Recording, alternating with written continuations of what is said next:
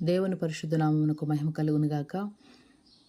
దేవుని బిడ్డలారా, ఈ ఉదయకాలం ప్రభు మనతో మాట్లాడుచున్న మాట, నా నిమిత్తం జనులు మిమ్మల్ని హింసించినప్పుడు, ద్వేషించినప్పుడు, బాధించినప్పుడు మీరు ధన్యులు, మీ ఫలము పరలోకమందు అధికమగును.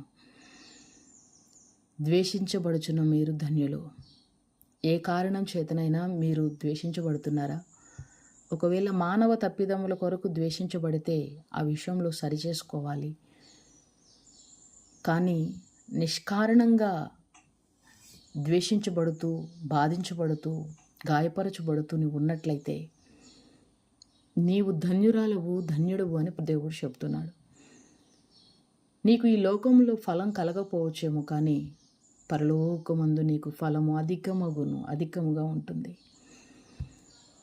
లేయా ద్వేషించబడింది. తన ప్రమేయం లేకుండానే యాకోబు యొక్క జీవితంలోనికి రావాల్సి వచ్చింది. యాకోబు మనసులో ఉన్న వ్యక్తి వేరు, కానీ తన తండ్రి యొక్క మనసులో ఉన్న వ్యక్తి వేరు. వీరిద్దరి మధ్యలో లేయా యొక్క జీవితం చాలా నలిగిపోయింది.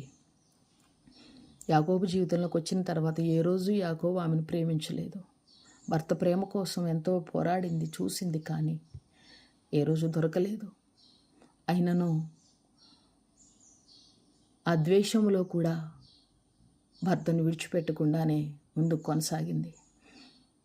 బంధువుల ప్రేమ మీకు దొరకకపోవచ్చు, అన్నదమ్ముల ప్రేమ, అక్క చెల్లెల ప్రేమ మీకు దొరకకపోవచ్చు, మీ ఇంటి వారి ప్రేమ, నీ సొంత భర్త ప్రేమ, భార్య ప్రేమ నీకు దొరకపోవచ్చు, పిల్లల ప్రేమ కూడా మీకు అందకపోవచ్చేమో. అయినా నీ ద్వేషానికి కారణం అనేది లేకుండానే నిన్ను ద్వేషిస్తూ, నిన్ను అవమానిస్తూ, గాయపరుస్తూ, బాధిస్తూ ఉన్నారా? ప్రభు నీతోనే మాట్లాడుతున్నాడు. నీ ఫలాన్ని నేను అధికం చేస్తున్నాను. ఇది చాలా కష్టతరంగా ఉంటుంది, ఇరుకుగా ఉంటుంది. అయినా సరే ఈ మార్గంలో నుండి వైదొలిగిపోవాలని ఆశించొద్దు, కానీ ఇదే మార్గంలో ఇంకా ముందుకు వెళ్ళిపో. తప్పకుండా నీవు ధన్యురాలవు, ధన్యుడవు. నీ ఫలము నేను అధికం చేస్తానన్నాడు. అటువంటి కృప దేవుడు మీ అందరికీ దయచేయనుగాక. ఆమేన్.